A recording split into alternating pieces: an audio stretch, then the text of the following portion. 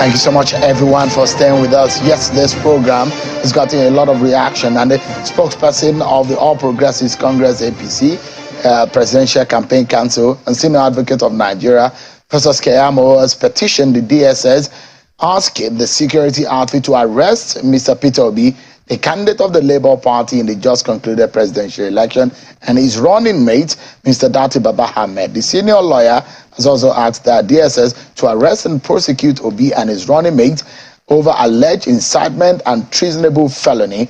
In the petition addressed to the DG of the DSS, which was dated 23rd March, the minister opined that in a post-election period such as this, there is a need to soothe frayed nerves, lower the temperature, and begin the healing process. I'm being joined by Mr. Festus Keyamo, Senior Advocate of Nigeria, Minister of State for Labour. Thank you so much indeed for joining us tonight. Thank you very much. And then first of all, Ramadan Kareem. To our Muslim brothers. Our Muslim brothers and Absolutely, sisters. Yeah. They started the Ramadan. So let me begin by asking you, what prompted your, and if you can be specific, there must be something that annoyed or angered you, because you said you are doing this in your own personal capacity. You have written to the DSS, although the DSS has not granted your prayers. But what was it that moved you to that point?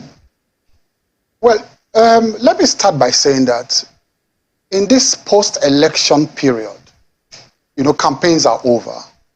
So normally we are torn between the extremes of, going full conciliatory in our tone, or, being as firm as possible, in asserting our mandate and our rights, to govern this country as given to us by majority of the voters. Now, we have been instructed by the president-elect, and you saw it even in his open letter, that look, we should begin the healing process. So this combative tone of now we adopted during campaigns, we ought to jettison all of that now and then begin to, stretch our hands out to the opposition. Remember, the moment the results were announced, I was the first as the spokesperson of the campaign council to say, look, don't taunt them. They are patriots, they are our brothers, they mean well for this country. It's just that, perhaps the templates they sold to Nigerians were less attractive than, was less attractive than ours, and more Nigerians accepted us. But they are patriots.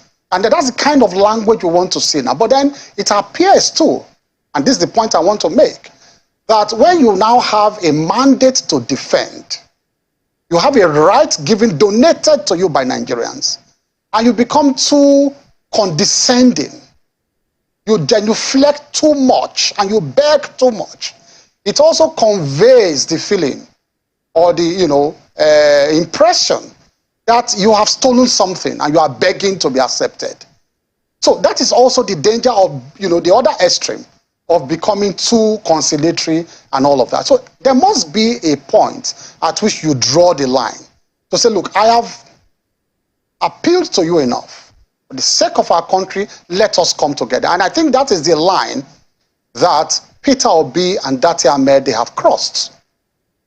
There is a constitutional process to address grievances. A process has taken place. An election has happened in accordance with the law. Results have been declared by the body constitutionally imbued with the right to declare that result, which is INEC, not any other body, INEC. INEC has declared a president-elect.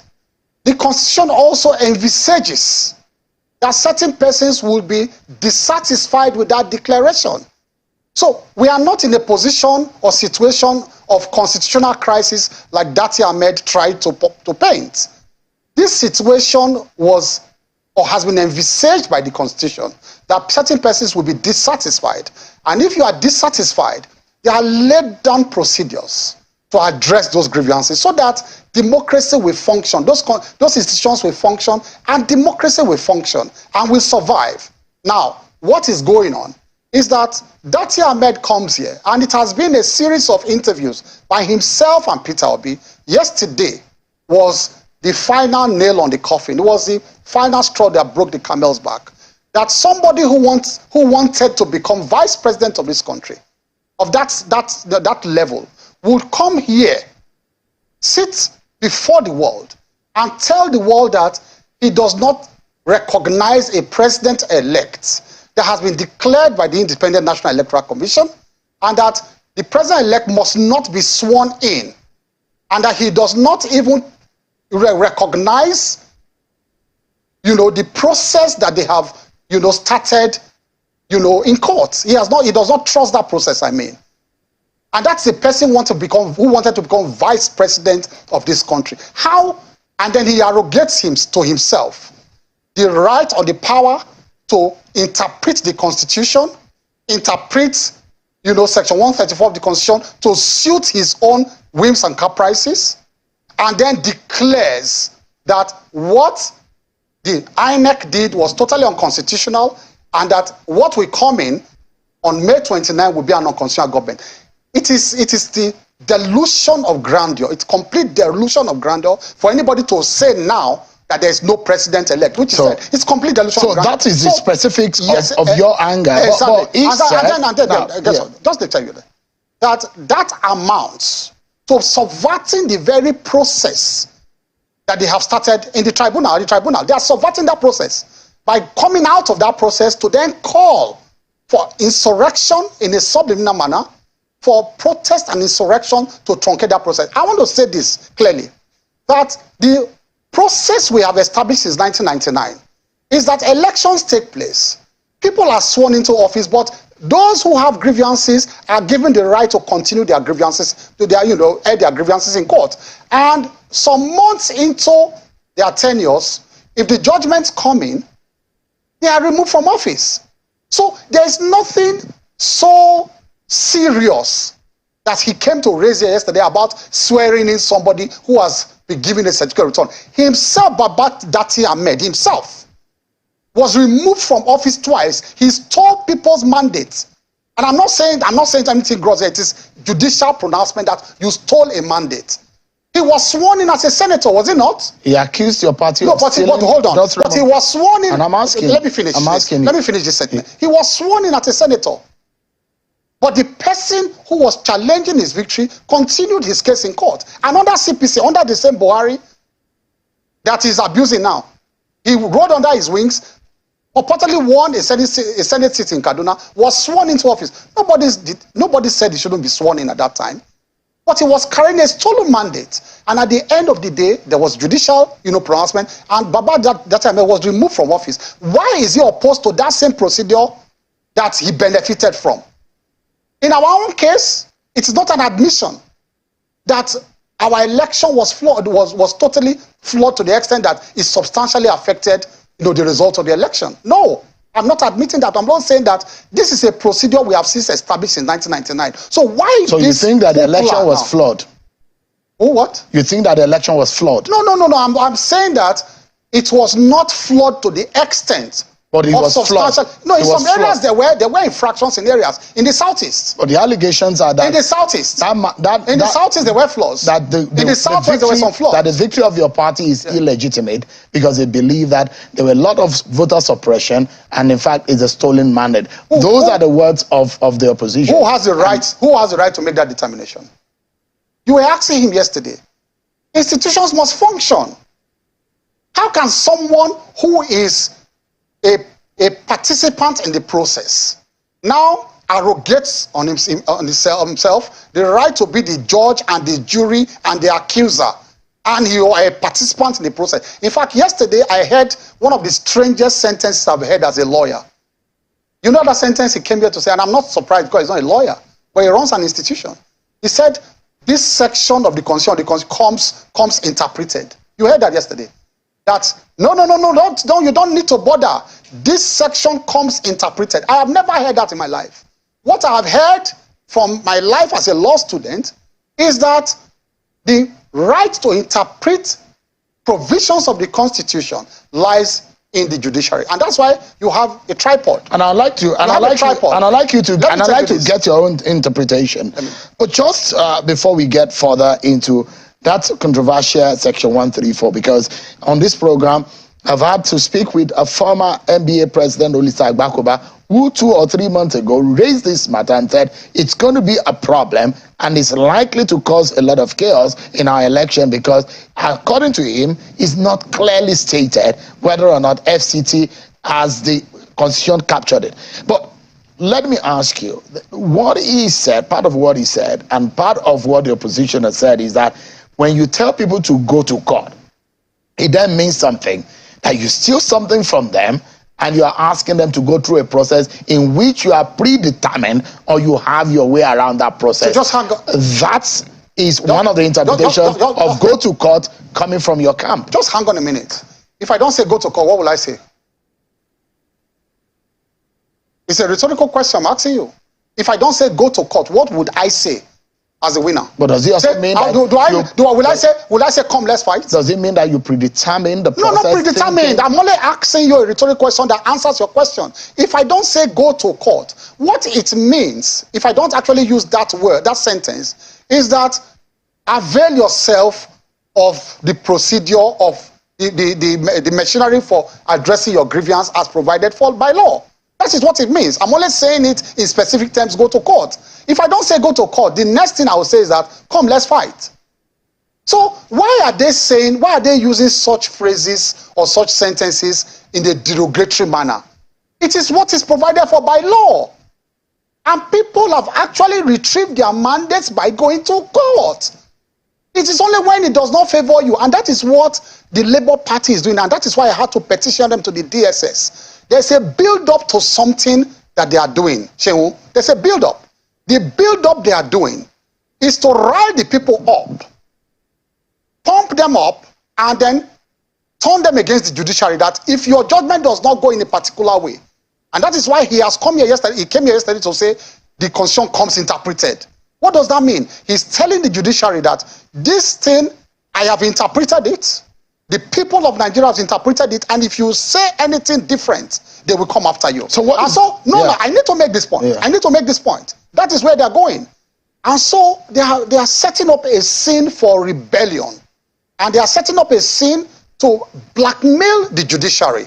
And that is why if you go online now, they have alerted the DSS that they have camped some boys in one popular hotel in Abuja. And I will give that information to the DSS, where they have told them every morning to be pumping out, online messages to rile up the citizens, cause fear, and all of that. And so what they want to do is to say once the judiciary now goes another way, then the judiciary must have sold out. So that's why they are threatening the judges. And they have gone up to that point. I want to make this point. Nigerians must know that the Labour Party online touts now are threatening judges, threatening their families, exposing them. Go online and see what is happening. And so there is a situation where they want to create fear in this country. They try, you know that during the elections, they try to threaten people to support them. They failed. During the announcement, they tried to threaten INEC. So everything about them is threats. To threaten INEC to support them, they failed. Now they want to move to the judiciary. It is enough is enough.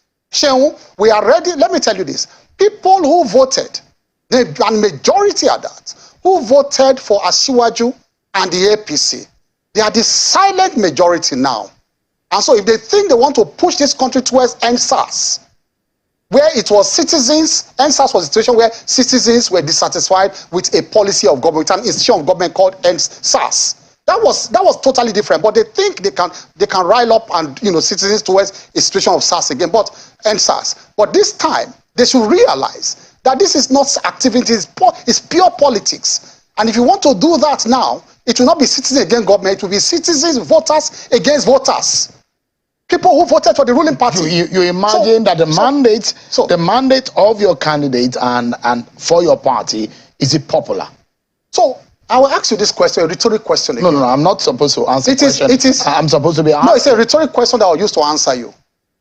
That Peter Obi, with the kind of message he preached, did he expect, in all honesty, a man who came third or saying the confessed, did he expect in all honesty to win in areas where that message did not, go down well with people? He was telling the churches, take back your country. Take back your country from where? Now look at the heat map of the votes. Look at the Nigerian map. Pick it up and look at the heat map of his votes. He succeeded in those areas where his messages sank in about Christians take back your country. He forayed into the middle belt where Christians are predominant and ended there. He could not go further than that place. Look at the heat map. And so the heat map exactly reflected the kind of message he preached to people. So within the ambit of the law, I'll tell you this. Within the ambit of the law, if someone is hurt by a process and he lost out in the process and he thinks that that loss was illegitimate, it was edged out illegitimately within the ambit of the law, does he not have the right under the law and the independence of mind to be able to speak out? Oh, there. But you don't say you don't recognize a legitimate government. That is treasonable felony. What Peter Obi and Datti Ahmed are doing is treasonable felony, and we must draw the line for them now. That is your interpretation. No, it is not. It is when it is the courts to when you don't recognize a legitimate government that has gone through the process and it is legitimate, and you say you don't recognize it, you want to live your own life, it is treason. And let me tell you this. That's how you interpret it. What Peter until Obi, the court now say what Peter Obi, and that is when they will defend themselves now. But you must be charged first. You understand me? You will be charged for that. That's what I'm telling them to do. I'm not interpreting. They will charge them for that. Charge them and go and defend yourself. Why you are calling on people to protest? That's the remit of the states to do that. Yes, that's what I'm saying. That's why I've submitted myself to process. Have I not? Did I come here to say I will go and arrest them physically? I'm a senior lawyer. I've instituted the process. I have started the process. And you see, what they are doing, let me tell you, they are living in a bubble of their own. Peter Obi, Datti, and his supporters, I'm saying this on air, they are living in their own bubble. They are not hearing the other voices of Nigerians who are saying, we hate your bigotry. We are not buying your message of Christian votes. We are not buying your tribalism. They are not hearing those voices. There are voices in this country. Say, no, hold on. There are voices in this country saying we don't like those messages. But they are not hearing those voices. They are living in a bubble of their own. And they will hear those voices very soon if they continue with this nonsense they are doing. Right. As from now on, it's going to be propaganda against propaganda. Word for word, we will meet them everywhere because Asiwaju has a mandate he will defend, and we're prepared to defend that mandate. And you politicians are not afraid of burning this country with the manner in which you have described. Let me tell you this. Let me tell you why. If you want to push your supporters to protest, it is only where you are popular you can protest. So you are going to be burning the areas where you are popular. Do you want to tell Obi that I can call us protesters in Kanu? Can he call out protesters in Ekiti? Can he call out protesters in Ondo? Can he call out protesters in Borno? Can he call out protesters in Jigawa? Go and call them out now. Right. You can only call out protesters where they are popular. So you'll be burning areas where you are popular. That is where you can burn. Let me pause you for a moment. I will take, we'll pay some bills and we'll come back to the conversation. And I'd like to know your own interpretation of Section 134 in also looking at Section 229. These are some of the issues that have been raised yesterday, and I get your reaction to those issues. Stay with me, everyone. We'll be right back. Thank you so much, everyone, for staying with us. Let's bring these news quickly to you about the activities of the People's Democratic Party and some disciplinary measures that have been taken. We understand now that the former governor of Ekiti State and the former SGF, former Senate President Pius Ayim, alongside Governor Fayoshe, Professor Itavaya, and Aslam Aliyu have been suspended by the People's Democratic Party. Governor Autumn of Benue State has been referred to the National Disciplinary Committee. We're getting more reactions on that and on Channels Television News at 10 and more stories on that. Let's continue our conversation with Mr. Festus Keyamo. Thank you so much indeed for your time. Thank you. Let me take you to Section 134.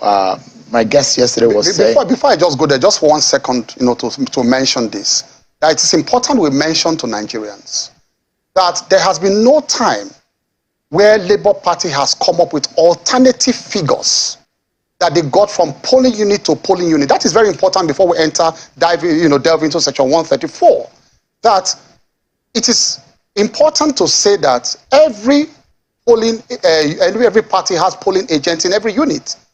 And so you must have obtained your own alternative figures different from what was obtained. So all of these claims that were rigged, that's important I mentioned that. so that we don't finish the program without mentioning that to Nigerians, that the basis for all of these agitations is not even there at all.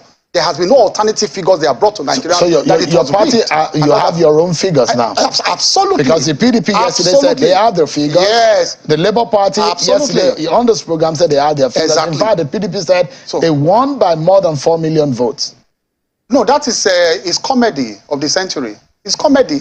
When you say 4 million, where did you get it from? Where are your tabulation? 4 million of their votes was not reflected. I just read the news just now about PDP. It has been It's just like the case of PDP was that everybody saw the accident that was waiting to happen, but they did not see that accident. It was an accident waiting to happen. Straight into 3. Even the small one that was left was also further depleted by G5. How did you expect to win? So for Labour Party, coming back to Labour Party, they just come up, like Obi Datti Ahmed said yesterday, all they have done since, like the PDP has done to just manufacture a figure that we won by this, is to just manufacture big emotive words to sway everybody to say the election was a sham, it's a disgrace, it's a disaster. These are just emotive words without tying them to factual evidence. And nobody is bought by all that again. What they just want to do, Datti Ahmed and is to pose as some kind of Rambo that have come to save Nigeria. That's what they are doing. But they are Rambo, they have been designed, so they are determined to do anything, either unethical, unorthodox, to save Nigeria. In all of this, as Rambos, Rambos. They've said that they have evidence. They are cunning lying machines. Mr. Keyamo, they have said, the Labour Party said, they know that they won this election and with a better margin, and that they have their evidence and they are going to court to prove it. We are very happy with that. We are happy.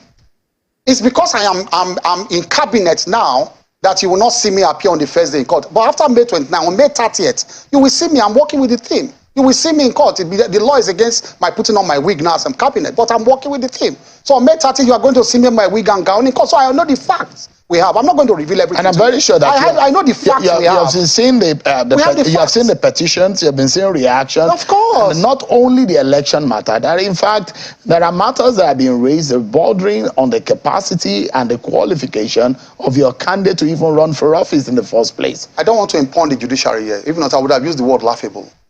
But it is important for me as a senior lawyer not to ridicule the judiciary.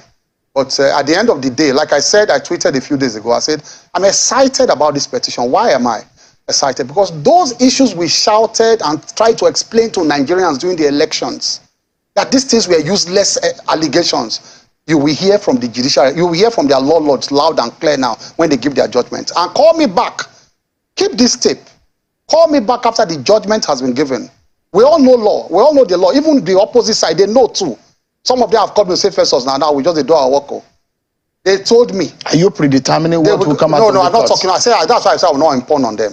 But call me back after the judgment and say those simple issues we have tried to explain to Nigerians, they will be exposed. And I'm excited these things have been brought to their petition so that we can have final judicial determination of those issues. All right. You will see them. Let me take you to section 134, and I'd like to get your own reaction. So if you can put it on the screen. And this is what section 134, subsection 2. And clearly what it states about how an election of 2 or more people in an election for the presidential race will be determined. A candidate for an election to the office of president shall be deemed to have been duly elected where there being more than 2 candidates for the election. Hey, the first instance is that he has the highest number of votes cast at the election, and the B part says he has not less than 1/4 of the votes cast at the election in each of at least 2/3 of all the states in the federation and the Federal Capital Territory, Abuja. That is where the controversy came. What is your own interpretation? You know, Sean, you want me to expose our briefs here now, but I'll give you a small expo because here I will not start arguing our case. But let me give you one small expo. Do you know what we call expo, when we're in school? Now, there's what you call the spirit and the letters of the Constitution, or the letters and the spirit of the Constitution. There's also what you call the community reading of the provisions of any law. what has been long established in our laws is that the Constitution and its provisions must not be read in isolation. These are very elementary principles that all lawyers know, and I'm sure you know that too. Before we came already, you said I should not refer to you as a law student, but I must refer to you now. You must have heard that in your law class. Because there's a community reading. It's not very still. You use that, but I mean, it's your so intimidation tactic. But you know, it doesn't move me a bit. You are growing now. You are growing. It doesn't move me. You are not intimidated again. You know, I've seen you as a young lawyer, and how intimidated you were. No. But thank God that you are bolder than you were before. But please go ahead. All right, now, so so those are the two things I've told as a guide. So looking at section 134. One, there must be community reading. And there's what they call the spirit and letters of the Constitution. First question to you. The Constitution says everybody in Nigeria is equal for the law. There's equal rights before the law in Nigeria. That you cannot dispute. It's a standard, clear, settled provision of the Constitution. Equality before the law. Secondly, if you say there's equality before the law, and you now say certain voters existing somewhere should now hold what they call the golden card to override all other states in the federation, does that meet the spirit of the Constitution to make everybody equal before the law? You are now making people residents in Abuja higher citizens over and above other citizens of Nigeria. That is what their own warped interpretation is taking us to. That there's a special set of voters in Nigeria. Unless you woo them to that point of 25, you cannot be president of Nigeria. Even if you get up to 36 states, and you clear all, but Abuja will deprive you from becoming president of Nigeria. Is that kind of interpretation, does it accord with the spirit of the Constitution? That is one. I'm not going deeply into the arguments. I'm only giving you peripheral arguments. But there are Secondly, I'm going to tell you. This matter. Again, I'm going to come back. Yeah. Read section 134. In conjunction, like I said, Constitution must be read as a community, document. Read it in conjunction with 299. All right. Let's put up 299. Read Section 299. Put up 299, which they have been hiding from Nigerians. Read them. So that's what 299. The provision of this Constitution shall apply to the Federal Capital, Abuja, as it were one of the states of the Federation. That's all. And accordingly, as That's if all. it were. That's so all. it means that, That's all. Does it mean that the So what Constitution it means, sees section 30, FCT as the 37th state? Exactly. All you just need to do when you read these two is that section 134, for the purpose of this, for the purpose of that section, it is an inclusive provision. A provision that tries to include Abuja amongst one of the states. In fact, to understand 134 better, just remove the sentence "and the FCT Abuja."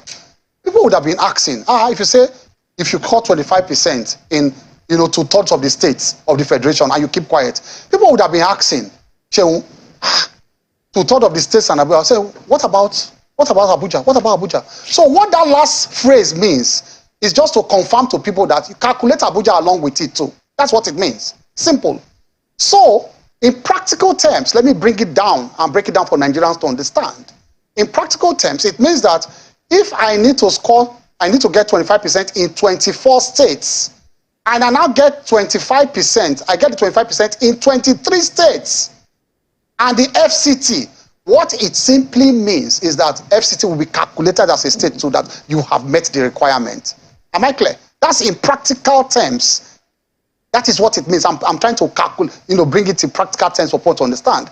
That if Asiwaju or Atiku had gotten 23 states, 25%, and they say, oh, you cannot be president. Or they say, no, but he got 25% in FCT too. Oh, yes, it's included.